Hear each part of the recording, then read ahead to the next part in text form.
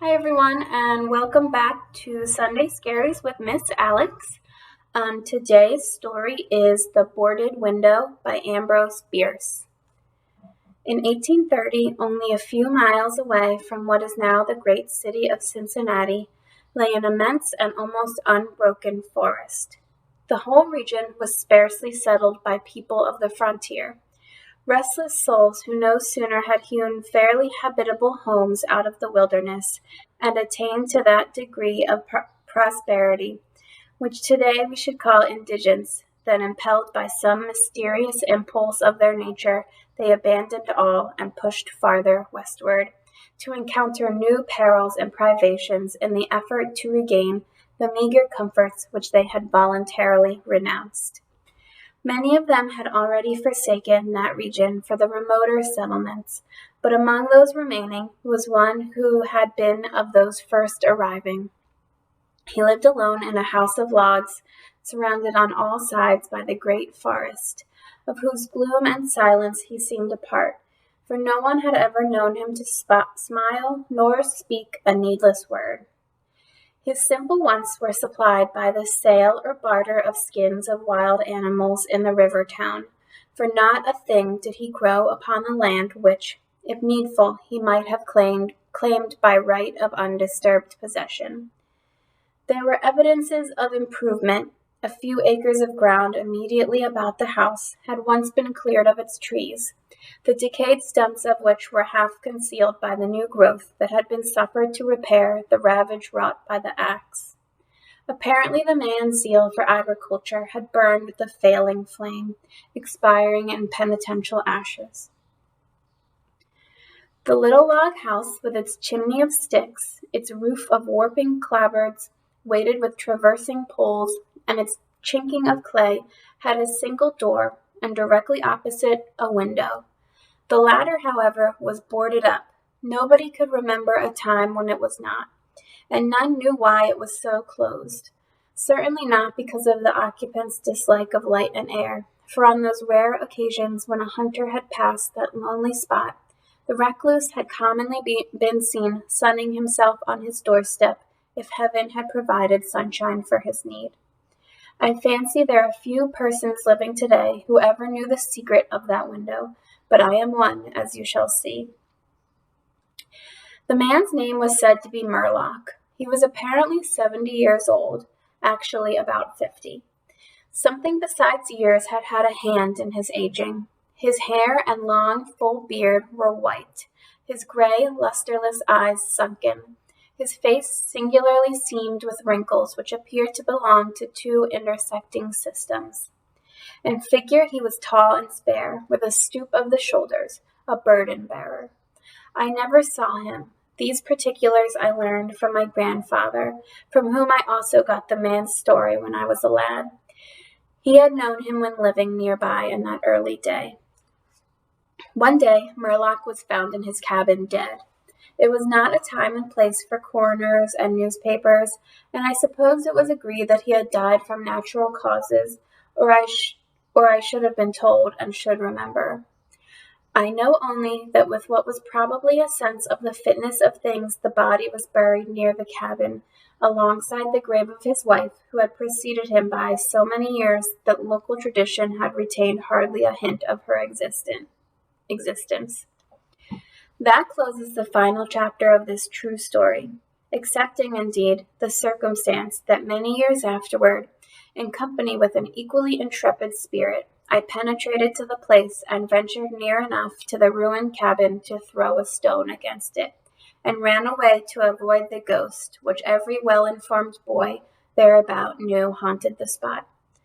But there is an earlier chapter, that supplied by my grandfather.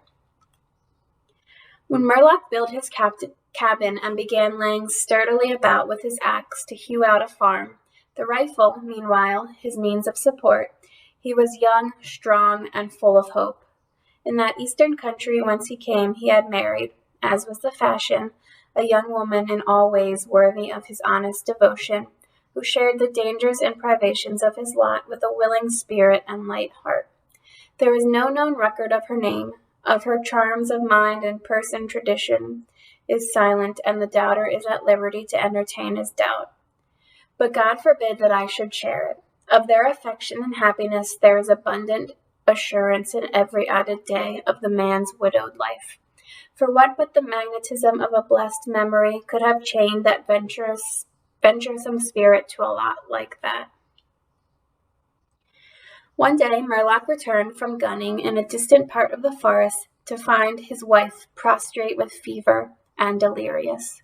There was no physician within miles, no neighbor, nor was she in a condition to be left to summon help. So he set about the task of nursing her back to health.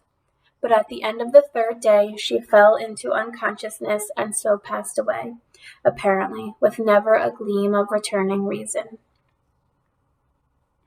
From what we know of a nature like his, we may venture to sketch in some of the details of the outlining picture drawn by my grandfather. When convinced that she was dead, Murlock had sense enough to remember that the dead must be prepared for burial. In performance of this sacred duty, he blundered now and again, did certain things incorrectly, and others which he did correctly were done over and over. His occasional failures to accomplish some simple and ordinary act filled him with astonishment, like that of a drunken man who wonders at the suspension of familiar natural laws. He was surprised, too, that he did not weep, surprised and a little ashamed. Surely it is unkind not to weep for the dead.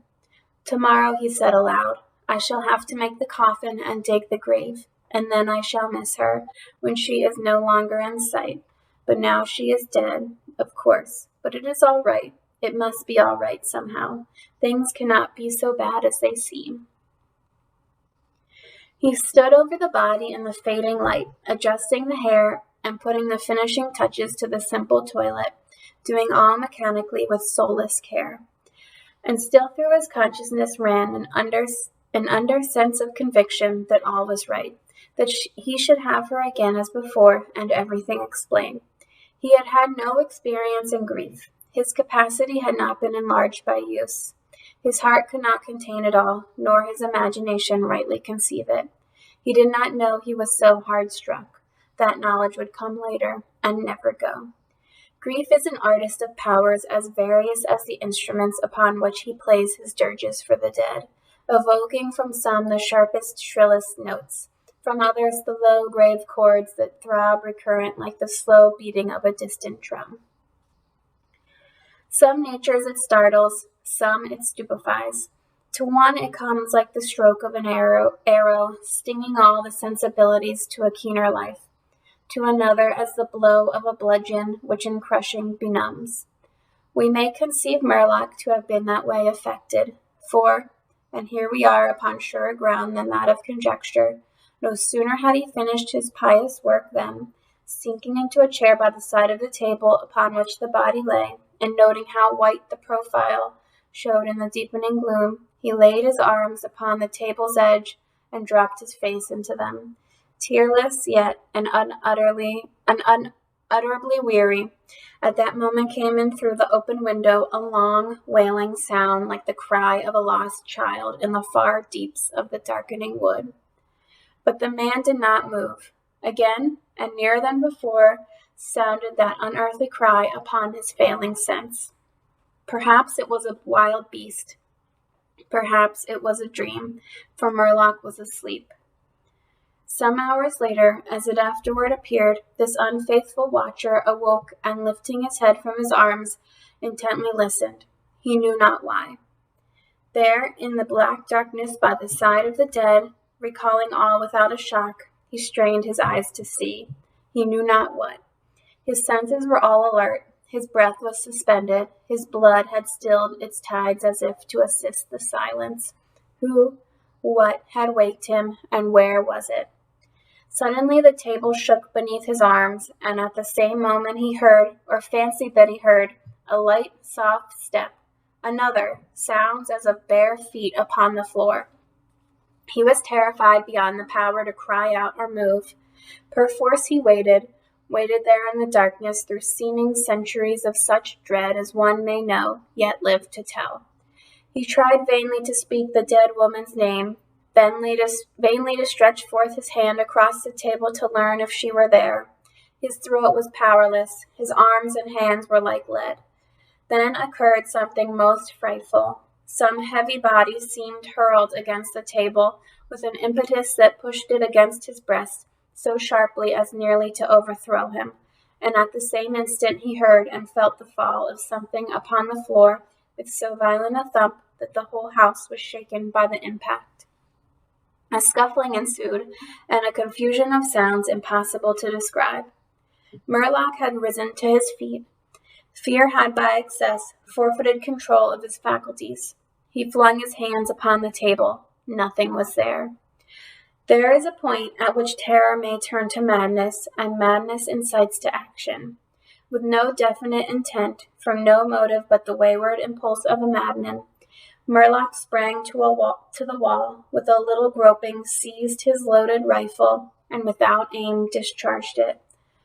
By the flash which lit up the room with a vivid illumination, he saw an enormous panther dragging the dead woman toward the window, its teeth fixed in her throat.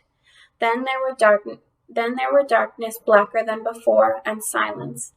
And when he returned to consciousness, the sun was high, and the wood vocal with songs of birds. The body lay near the window, where the beast had left it when frightened away by the flash and report of the rifle. The clothing was deranged, the long hair in disorder, the limbs lay anyhow. From the throat, dreadfully lacerated, had issued a pool of blood not yet entirely coagulated. The ribbon with which he had bound the wrists was broken. The hands were tightly clenched. Between the teeth was a fragment of the animal's ear. Okay, so let me know in the comments what you thought about that story. And thank you for watching, and I will see you next time for more scary stories with Miss Alex.